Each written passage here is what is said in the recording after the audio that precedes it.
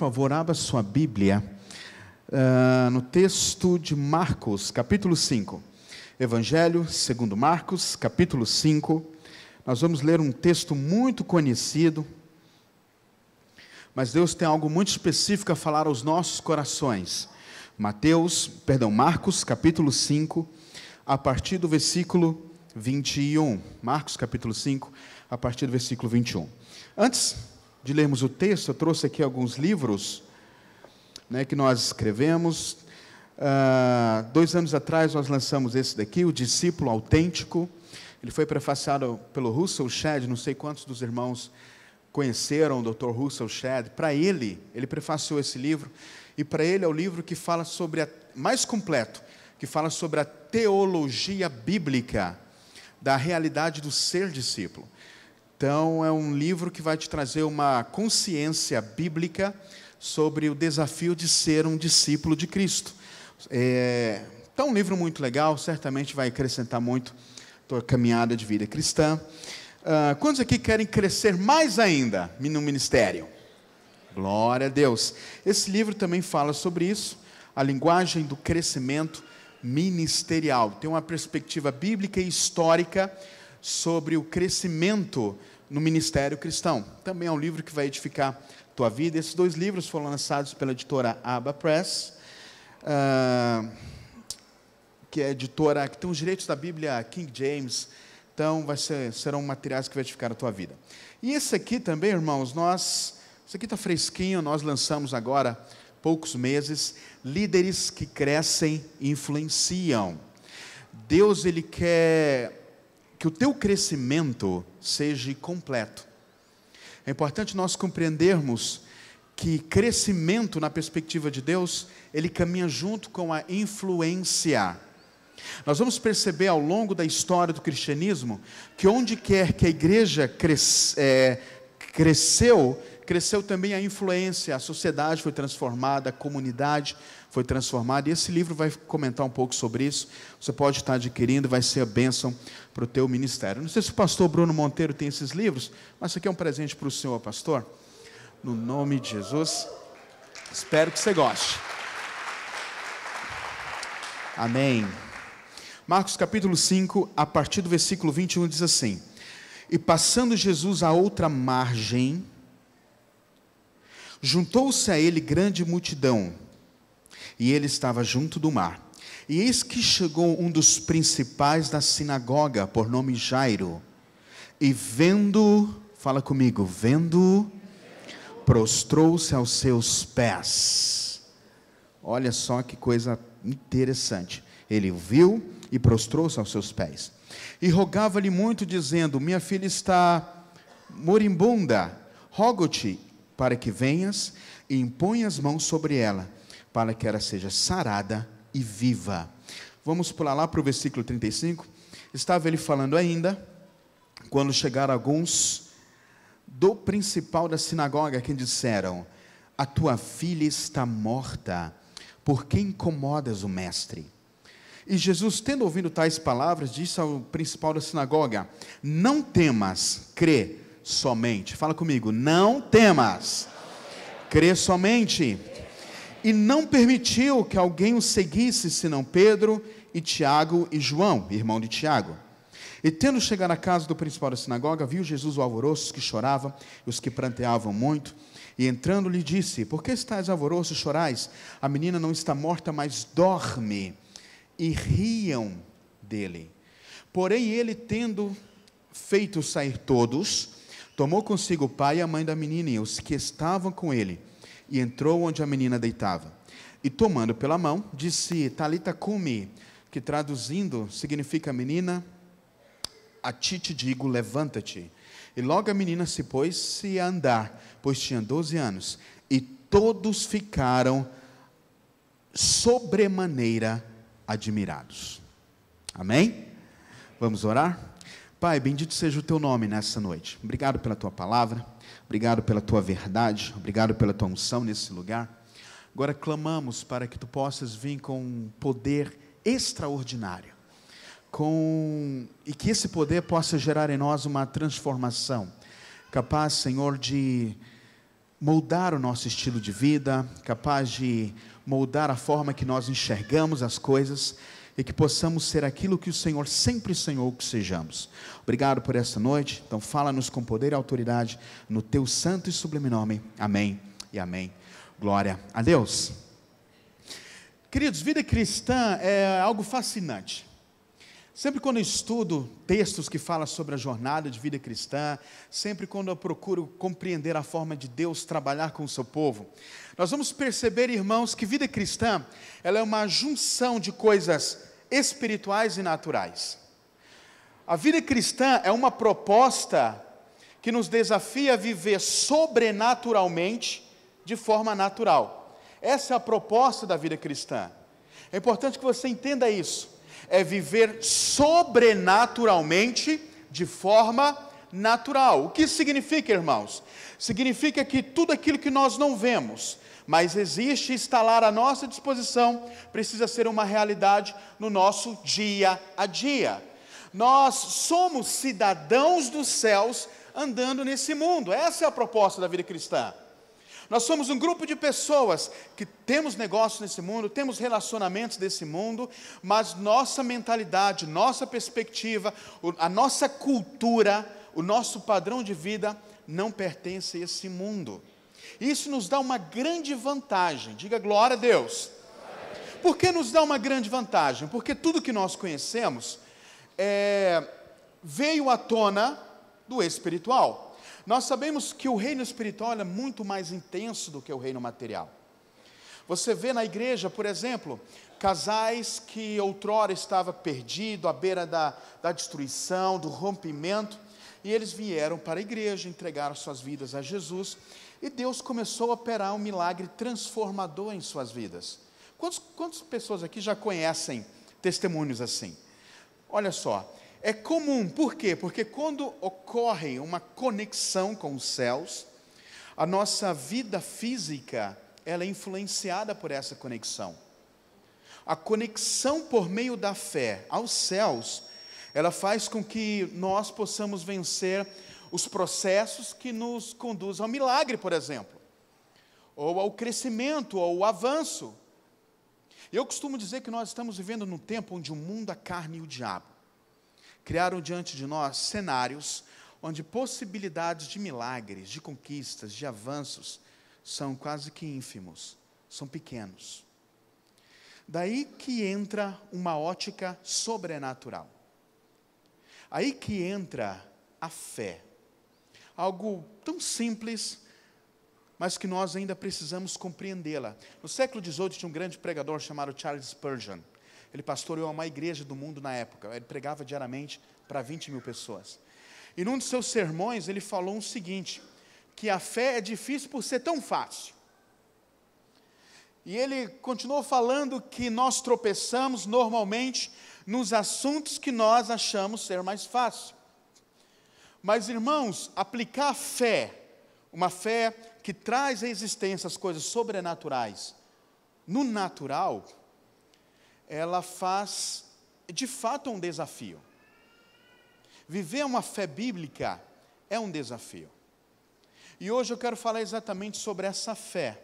Se eu puder intitular essa mensagem dessa noite, o título dessa mensagem seria Descontaminando a Fé. Fala comigo. Descontaminando a fé.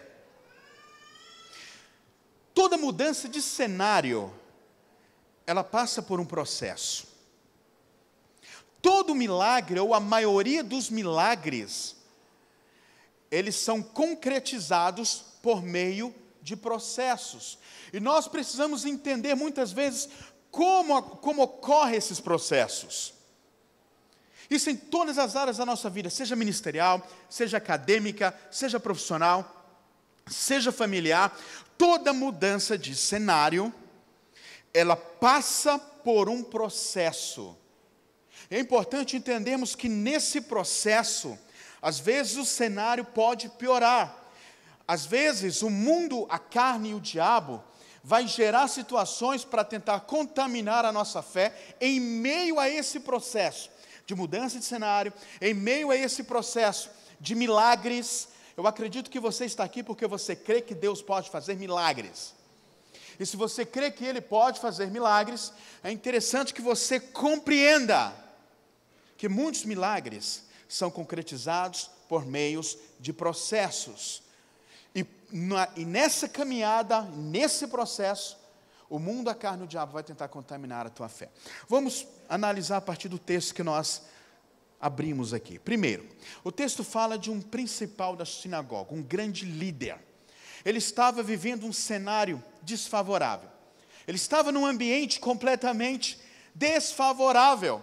A sua filha estava doente, estava prestes a morrer, e possivelmente ele buscou meios para que sua filha pudesse sair daquela situação, mas ele não encontrou essa possibilidade. O que é que ele fez? Ele sabia que havia um homem capaz de reverter esse cenário. Havia alguém, uma única possibilidade, uma última possibilidade. É importante nós entendermos que se a nossa única possibilidade envolve Jesus, o milagre vai acontecer. É algo que a fé nos faz compreender. A fé nos faz enxergar que Jesus, mesmo sendo a única oportunidade, é o suficiente para que o cenário possa ser transformado, para que o milagre possa vir à tona. Então a fé nos faz enxergar que se Jesus é o único caminho, Jesus é a única oportunidade de mudança, a fé nos faz compreender que é suficiente. Cristo sempre foi suficiente. Cristo sempre foi suficiente. É interessante, irmãos, que nós temos a mania de que quando nós estamos lidando com uma situação, e quando essa situação foge do nosso controle, a gente costuma dizer, agora só Jesus. Sim ou não? Ainda bem que agora só Jesus. Ainda bem que não depende mais de nós. E é nessa perspectiva que a fé funciona. É quando a gente não pode mais fazer muita coisa. É quando Ele costuma fazer. E o que aconteceu? A Bíblia diz que esse líder, esse principal da sinagoga, Jairo, saiu daquele cenário desfavorável. Repare que ele não ficou ali esperando o pior acontecer. Todo milagre começa com uma atitude. Amém ou não amém? Toda mudança de cenário, ela surge da compreensão daquela realidade e uma atitude em resposta àquela realidade. Foi isso que aconteceu. Ele saiu daquele lugar e ele foi ao encontro de Jesus. Eu acho legal que o texto fala assim. A Bíblia mostra que ele se aproximou e se prostrou. Se aproximou e se prostrou. O que significa se prostrar, irmãos? O ato de se prostrar significa que ele estava se rendendo. Significa reconhecer que o outro pode fazer aquilo que você não pode. Quando um imperador ou um rei, quando o seu reinado vinha abaixo, quando o imperador lançava os seus exércitos em batalha, e seus exércitos perdiam, e o exército contrário vinha e conquistava suas terras, conquistava o seu reino, uma das formas de sobrevivência desse outro rei era se render àquele que venceu a batalha. Então, é importante nós compreendermos que o ato de se prostrar significa se render. Repare que nós estamos falando aqui de processos. Fala comigo, processos. Nós estamos falando aqui de processos que levam a mudanças de cenário, processos que levam a milagres. E no meio desse processo, nós vamos lidar com situações que tentam contaminar a nossa fé. Estou falando de vida cristã. Agora, pensa comigo, irmãos. Ele viu Jesus e se lançou aos seus pés, e se prostrou a Ele. Lembrando que se prostrar significa que ele estava se rendendo. Estava reconhecendo que ele tinha maior autoridade do que ele próprio. Significa que aquilo que ele não podia fazer, Jesus podia fazer. E aí, meus irmãos, ele começou a pedir insistentemente. A Bíblia fala sobre isso. Ele começou a suplicar a insistir para que Jesus fosse à sua casa, para que quando ele impôsse as mãos sobre elas, sobre a garota, ela receberia a sua cura. Irmãos, ele se aproximou, se prostrou e suplicou. Fala comigo. Ele se aproximou, se prostrou e suplicou. Eu acho que você pode falar até mais forte do que isso. Ele se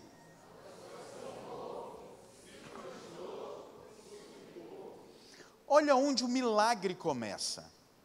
Ele sabia que o cenário era desfavorável. Mas nesse ambiente de cenário desfavorável, foi quando ele decidiu sair daquele lugar e ao encontro da sua única oportunidade, e lá se aproximou, se prostrou e suplicou insistentemente. Ele sabia que ele não podia fazer mais nada para si mesmo. Por isso que ele foi ao encontro de Jesus. Qual foi a resposta de Cristo? Eu vou com ele. Jesus disse, eu vou contigo.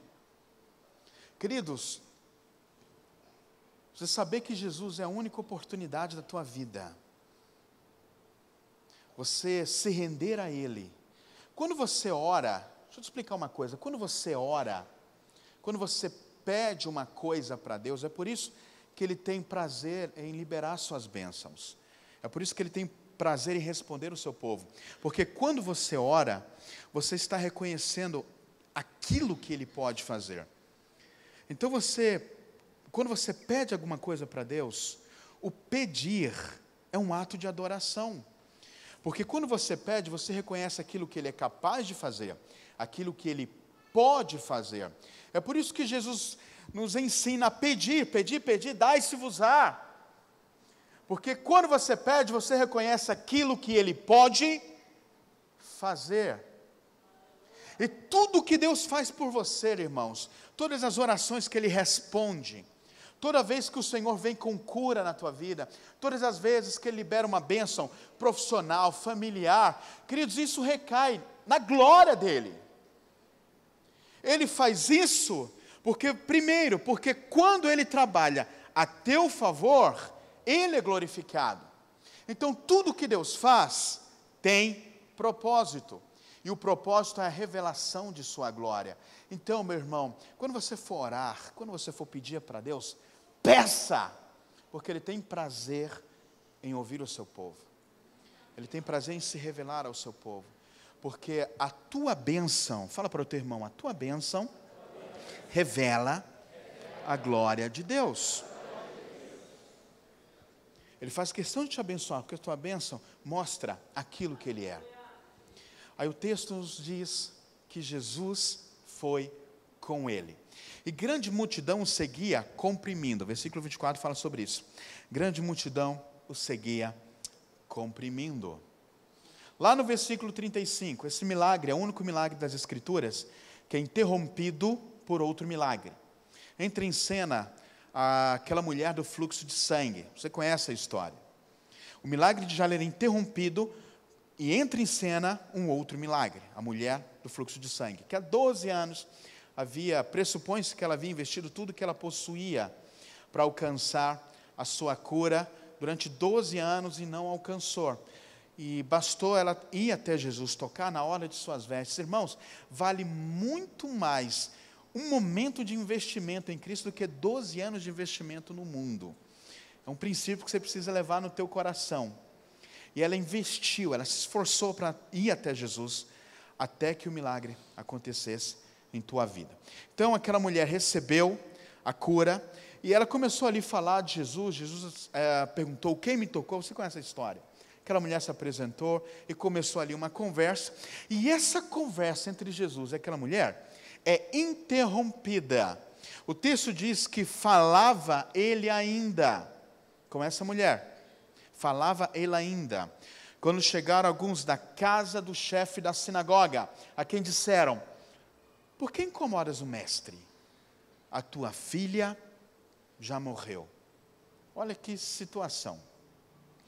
Jesus foi interrompido, ele respondeu a oração de Jairo. Ele saiu de onde ele estava e foi em direção à casa de Jairo. No meio do caminho aconteceu esse caso da mulher fluxo de sangue, e no versículo 35 vieram os amigos de Jairo e deram essa péssima notícia. Queridos, eram amigos. Esse texto nos mostra duas realidades, duas coisas que nós precisamos refletir. Primeiro, repare que o processo que levou o milagre, ou a mudança de cenário na vida de Jairo, começou a sofrer interferências. Começou ali um investimento para que a fé dele se contaminasse.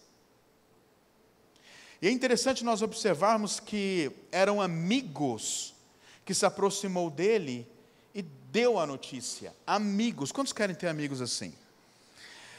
Amigos, chegaram alguns da casa do chefe da sinagoga, alguns amigos da casa de Jairo, se aproximaram dele e falaram: não incomoda mais o mestre, a menina já morreu. Queridos, às vezes, as primeiras pessoas a tentar contaminar a nossa fé, nessa jornada que leva à realização de milagres, ou nessa caminhada que leva à mudança de cenários, são pessoas próximas de você. Às vezes as pessoas que vão tentar te desanimar, te desmotivar, são aquelas que deveriam te motivar. Às vezes as primeiras pessoas que vão tentar contaminar a tua fé, eram aquelas que deveriam vir com uma palavra de consolo, eram aquelas que deveriam vir com uma palavra de motivação, mas elas são as primeiras a tentar te desanimar. As pessoas mais próximas. Meus irmãos, isso é um alerta para a tua vida, nessa tua jornada, em busca pelo milagre que vem do Senhor. Às vezes as pessoas que deveriam te motivar, serão aquelas que vão tentar te desanimar, nesse processo de mudança de cenário, nesse processo de milagres, nesse processo de mudança de vida. São as pessoas mais próximas, aquelas mais influentes, aquelas que nós abrimos a porta da nossa casa. Muitas vezes são essas pessoas que vão vir com ideias para contaminar a tua fé. É interessante nós observarmos, Deus havia orientado Moisés a olhar a terra que ele havia prometido ao seu povo. Escute, olha a ideia da maioria. Moisés levanta 12 líderes, você conhece a história. E ele envia esses 12 líderes para olhar a terra que Deus havia prometido ao seu povo. A Bíblia fala que 10 dos 12 espias voltaram com um relatório extremamente negativo. A maioria, fala comigo, a maioria. Deixa eu te falar uma coisa, irmãos. Deus, Ele não trabalha com a maioria. Ele não está do lado da maioria. É algo que você precisa entender. A maioria, numa perspectiva bíblica, nunca teve com a razão. A Bíblia fala que Zaqueu não pôde se aproximar de Jesus por causa da multidão. Você vai ver que nos milagres que Jesus realizou, a multidão sempre foi um problema. A maioria das pessoas sempre foi um problema. Na cura do cego, lá do cego de Jericó, tinha uma multidão que tentava calar Jesus. Em Marcos, capítulo 2, quando aqueles 4 amigos estavam levando um paralítico a ter um encontro com Jesus, eles não puderam chegar a Jesus por causa da multidão. Havia um grupo de pessoas ali que impossibilitou daquele paralítico ser levado até Jesus. Então, irmão, nem sempre, ou na perspectiva bíblica, a maioria das pessoas nunca tiveram com a razão. É importante nós entendermos isso e levar para a nossa história de vida. Queridos, eu costumo dizer que se as pessoas ao teu redor não acreditam nos teus sonhos, parabéns, meu irmão, é porque você está muito acima da média. Você está acima da média da multidão, você está acima da média da maioria. O meu Deus e o teu Deus, Ele não vive apenas de glória do passado, Ele é o mesmo ontem, hoje e eternamente. E Ele não faz nada pela metade. O Deus que nos deu a capacidade de sonhar, também nos deu a capacidade de realizar. Nisso nós vemos que Ele é um Deus completo. Aquele que começa a boa obra, é aquele que termina a sua boa obra. Nós é que fazemos as coisas pela metade. Nós é que temos a mania de começar e não terminar. Mas Deus não é assim. Tudo aquilo que Ele começou na tua vida, seja uma mudança de cenário, seja um milagre, enfim, Ele sempre vai concluir. Agora nós precisamos ter essa mentalidade. Ainda que o nosso homem exterior se corrompa, a Bíblia fala sobre isso. O nosso homem interior precisa se renovar dia após dia, porque essa leve e momentânea tribulação, ela vai produzir para nós um eterno peso de glória incomparável. A Bíblia continua, esse texto de Paulo continua nos orientando a dizer, ele diz assim: não atendendo nós nas coisas que se vê, mas para as coisas que não se vê, porque o que se vê é temporal, mas o que não se vê é eterno. Então, irmãos, nessa sua caminhada de milagre, de mudança de cenário, no caminho você vai encontrar pessoas que vão tentar contaminar a sua fé. Primeira coisa.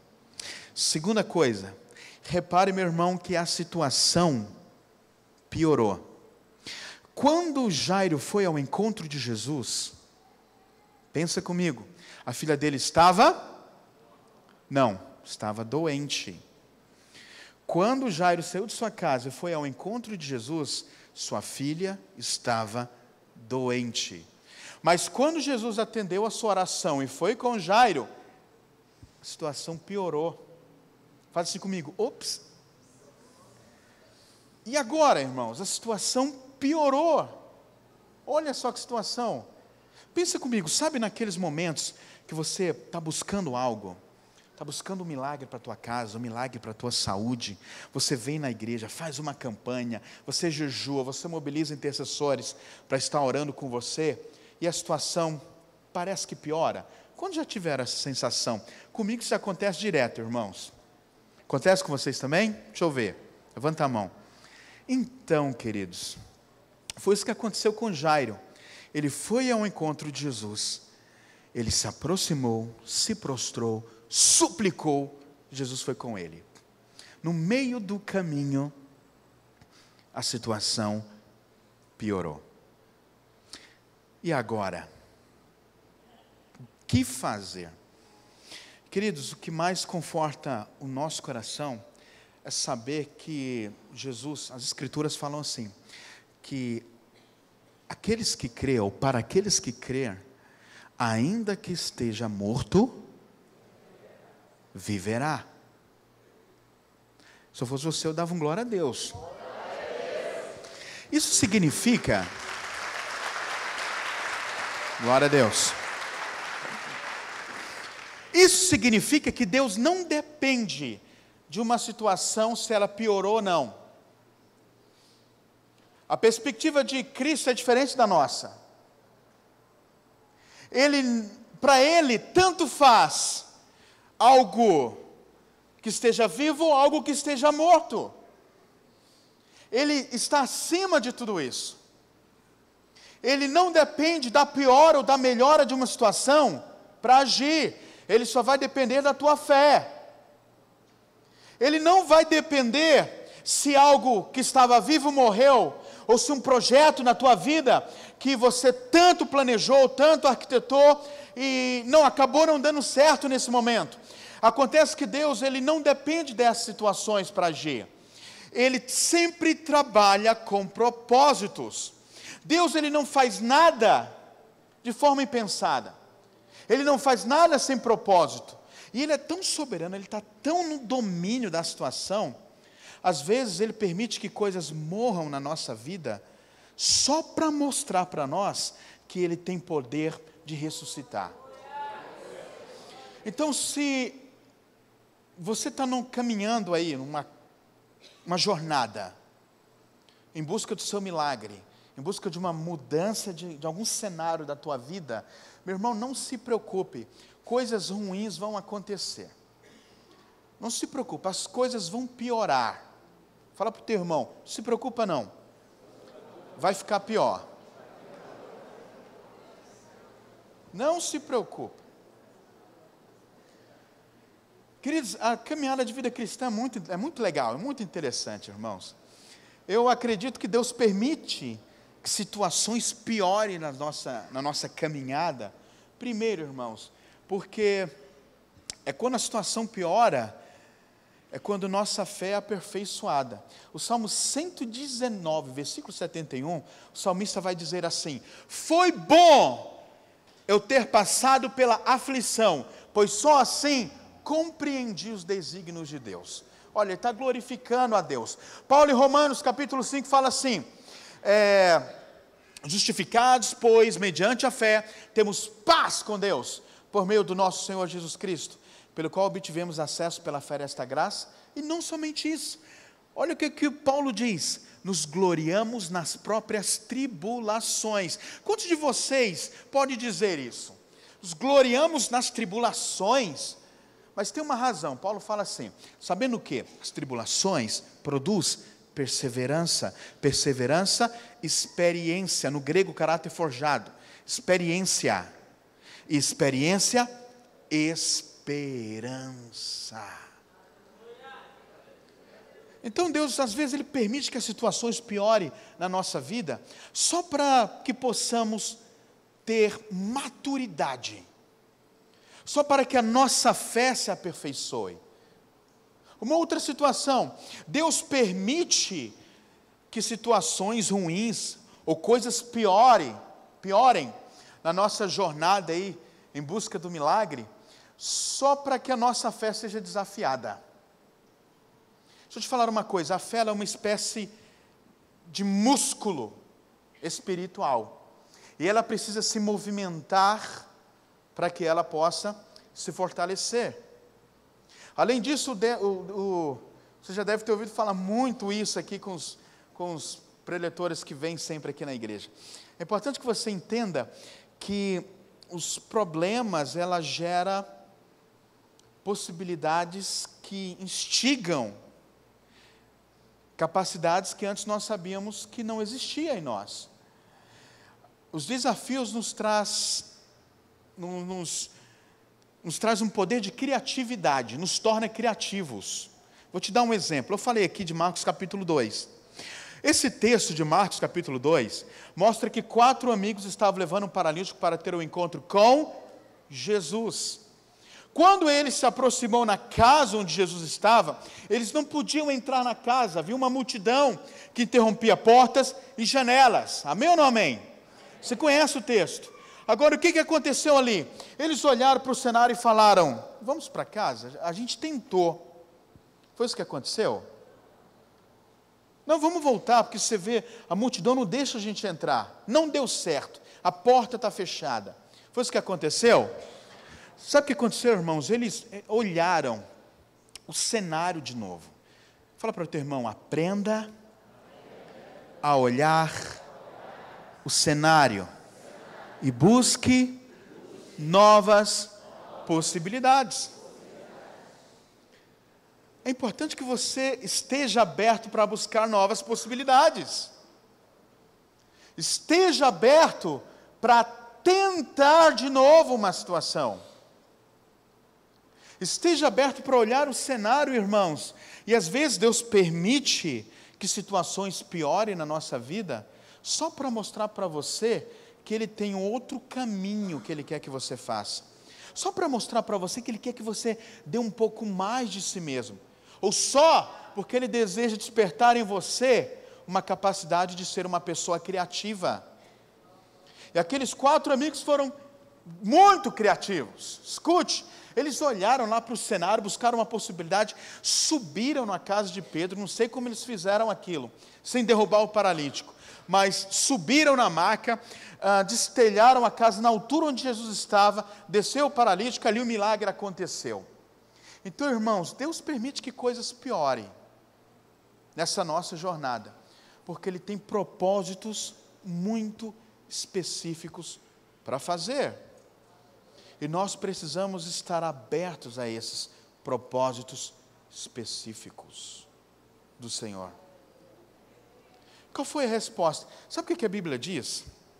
Quando aqueles amigos vieram e tentaram contaminar a fé de Jairo, Jesus, algumas traduções falam assim, que Jesus, sem acudir tais palavras, sem acudir, faz assim para o teu irmão, ó, Jesus não está nem aí. Pode fazer isso, faz isso com o ombro mesmo, ó. Jesus não está nem aí para palavras desse tipo, para palavras negativas. Ele não depende de cenários, ele depende da nossa fé para se revelar. A Bíblia fala que Jesus, sem acudir tais palavras, disse ao chefe da sinagoga, disse a Jairo, não temas, crê somente. Não tema, Jairo, crê somente. Meu irmão, coragem e fé, o que Jesus está falando ali? Não temas, está falando de coragem. Crê, fé, coragem e fé são necessários para que cenários da nossa vida sejam transformados. São fatores fundamentais para transformar o ambiente ao qual estamos. São fatores fundamentais que transformam maldições em bênção. O nosso Deus é expert em transformar maldição em bênção. Ele é expert em transformar ambientes de morte em vida. A nossa salvação é o reflexo disso. Lá no Calvário, o que significa Calvário? Caveira, lugar de morte. Isso que significa Calvário. Caveira, o vale dos crânios. Isso que significa aquele lugar onde a cruz foi colocada ali. Quando Jesus derramou seu sangue naquele lugar, ele trouxe num lugar de morte, vida para toda a humanidade. Eu costumo dizer que nós éramos uma espécie de calvários ambulantes. Antes estávamos mortos, mas a sua maravilhosa graça nos alcançou, o seu sangue nos purificou, e agora nós temos livre acesso ao Pai. Agora nós temos um relacionamento com Deus. Então, queridos, se Deus te transformou, Ele não é capaz de transformar o cenário da tua vida? Ele não depende do que os outros acham, ele não depende da opinião das pessoas. Queridos, eu tenho uma grande resistência em relação àquelas pessoas que falam o que pensam. Sabe aqueles irmãos que chegam para você e falam, irmãos, eu falo o que penso. E vem sempre com uma palavra desanimadora. Você já parou para pensar que aquelas pessoas que falam o que pensam, nunca vem com uma palavra de motivação? Deixa eu te explicar uma coisa. Não é porque elas são más, não estou falando isso. Mas é porque falar o que pensa não significa falar conforme a verdade de Deus. Sabe por quê? Porque a Bíblia nos ensina que o coração do homem é enganoso. E também nos mostra que o Senhor não vê como o homem vê. E vai dizer que os pensamentos do Senhor são maiores do que os nossos pensamentos. E os caminhos do Senhor são maiores do que os nossos caminhos. Porque um dos dons do Espírito é o domínio próprio. É justamente para você não falar o que pensa. É justamente para você pensar, para que o Espírito de Deus possa testificar a verdade de Deus, não somente na tua vida, mas na vida uns dos outros. E é assim que o Espírito Santo de Deus trabalha.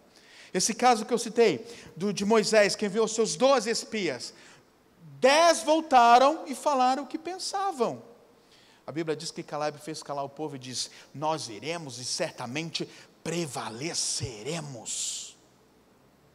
É por isso que Deus exige que nessa caminhada de fé, nessa caminhada em busca de transformação de cenários,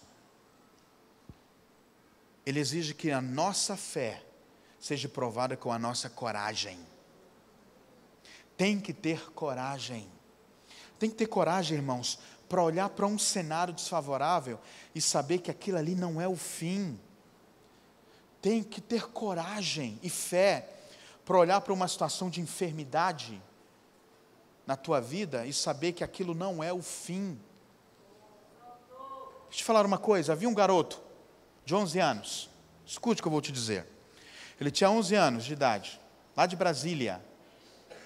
Ele pegou uma doença chamada distrofia muscular progressiva. Não sei quantos de vocês aqui sabem que tipo de doença é essa que eu estou falando. Uma distrofia muscular progressiva é uma doença tão complexa e tão terrível, que esse garoto, ele tentava pegar a escova de dente, ele não conseguia. Ele tentava caminhar e ele não conseguia andar. Ele perdeu os movimentos do seu corpo. Ele sentia todo o seu corpo, mas não conseguia se movimentar. Suas mãos começaram a se atrofiar, seus pés começaram a se atrofiar. Ele ficou internado no hospital em Brasília, um dos referenciais na América Latina nessa área, o Hospital Sara-Kubitschek. Irmãos, ele foi levado a uma bateria, 9 dias intensos de exames, até constatar, na época, a distrofia muscular progressiva, que era algo irreversível. O pai desse garoto pegou a criança e levou lá, o pai dessa criança, ele era pastor batista há mais de 40 anos. Ao receber esse diagnóstico, tirou o seu filho do hospital e levou para casa e colocou no seu coração e fazer uma espécie de campanha de 3 dias, 3 madrugadas, orando pelo seu filho. Chegou o primeiro dia, eles começaram a orar das 10, eram 3 pessoas, o pai, a mãe e a criança. Eles começaram a orar das 10 da noite às 6 da manhã, crendo que o milagre ia acontecer. Irmão, sabe o que aconteceu? Nada. Não aconteceu nada. Chegou o segundo dia, os pais começaram a orar, clamar, Senhor, traz a cura, nós cremos. O diagnóstico, o cenário era o pior possível, mas eu sei que Tu podes, Senhor. Sabe o que aconteceu no final daquela oração? Não aconteceu nada. Chegou o terceiro dia, começaram a orar, Senhor, faz o milagre, revela-te aqui, cura no nome de Jesus, nós cremos, e clamaram, irmãos, das 10 da noite às 6 da manhã, e o milagre não aconteceu. Chegou às 6, chegou 7, chegou 8, o menino não estava curado.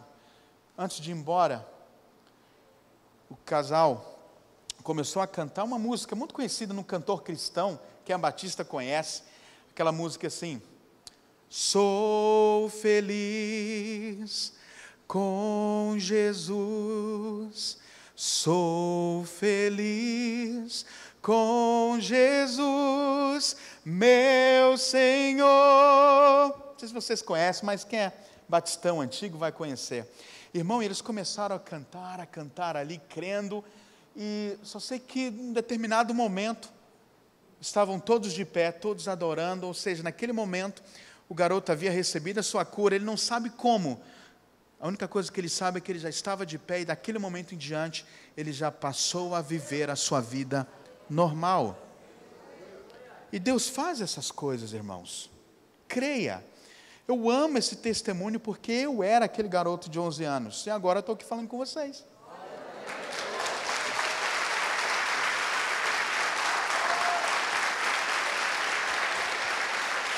Eu sei que Ele faz. Eu sei que Deus transforma cenários piorados em oportunidades de milagre. Cenários piorados, eles ampliam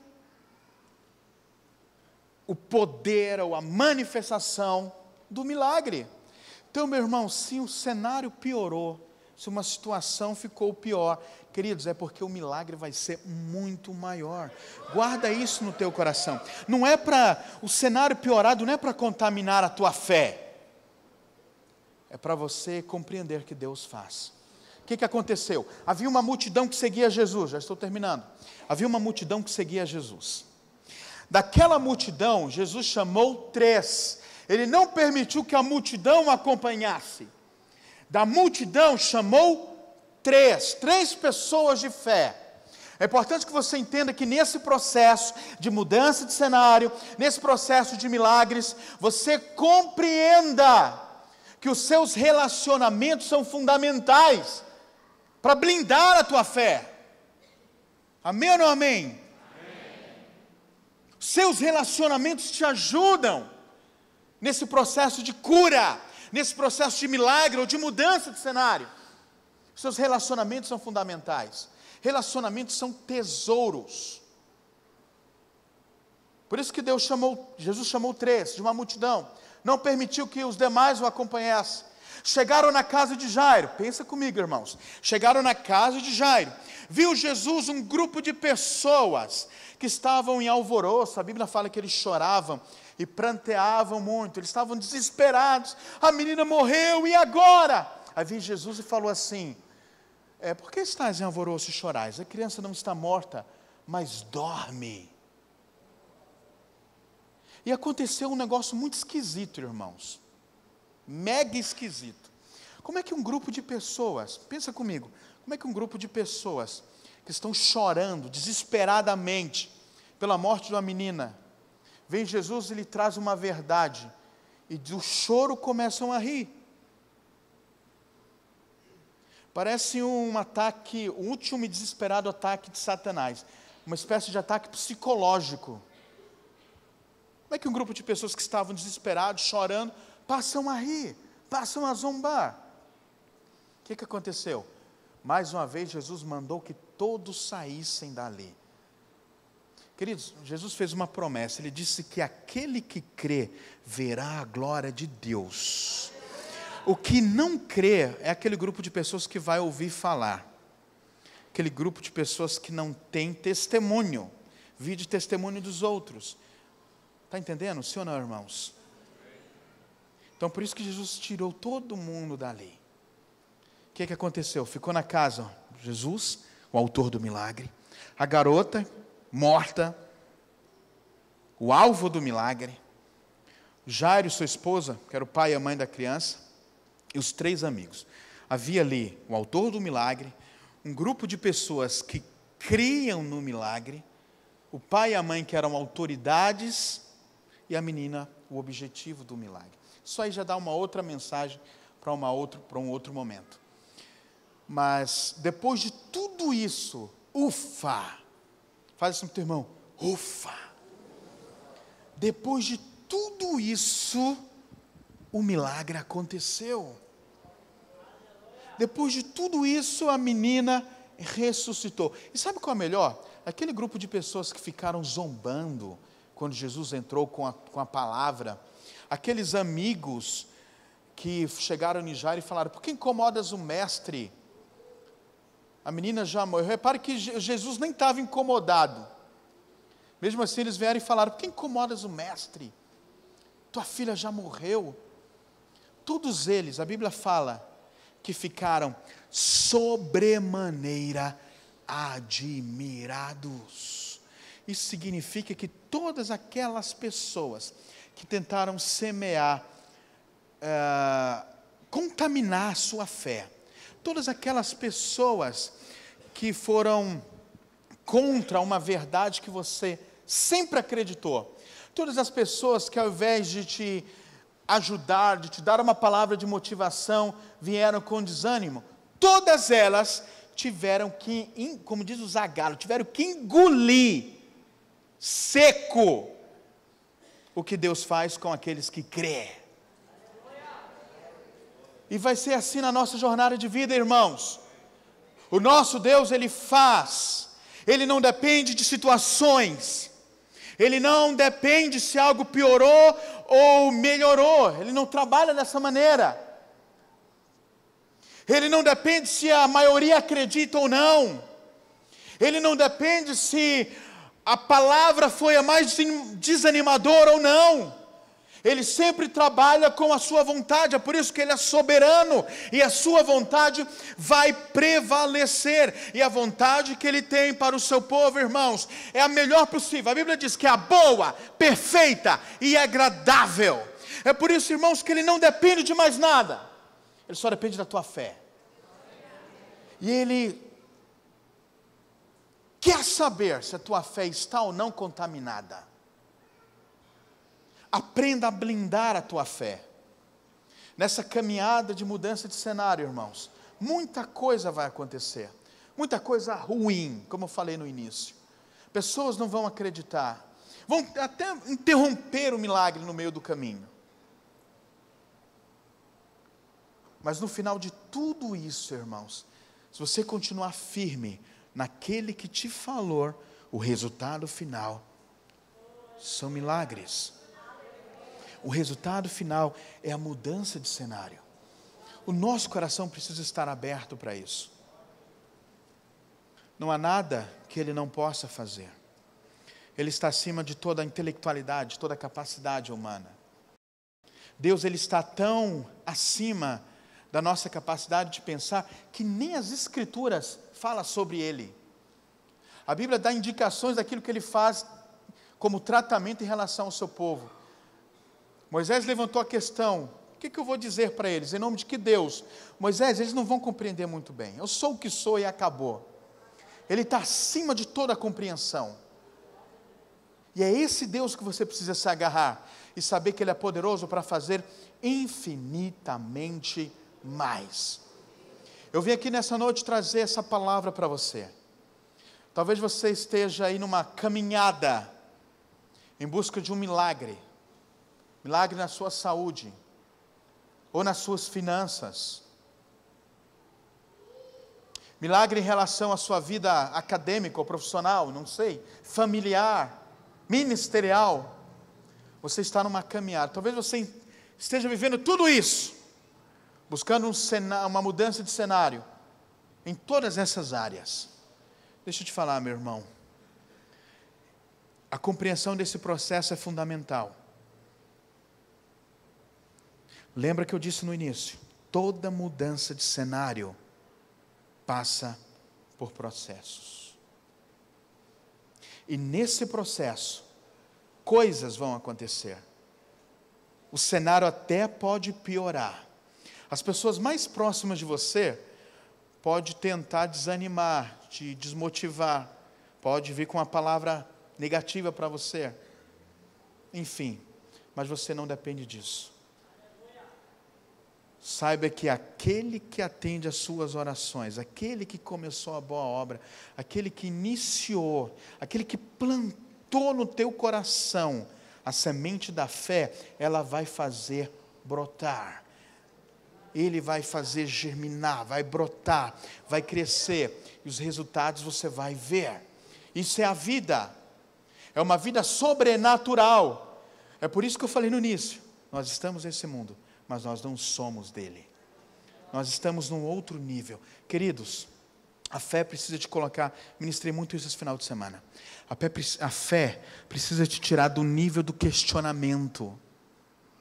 A fé precisa te tirar do nível daquele grupo de pessoas que debatem doutrinas, debatem teologias, debatem ideias, te coloca no nível da influência.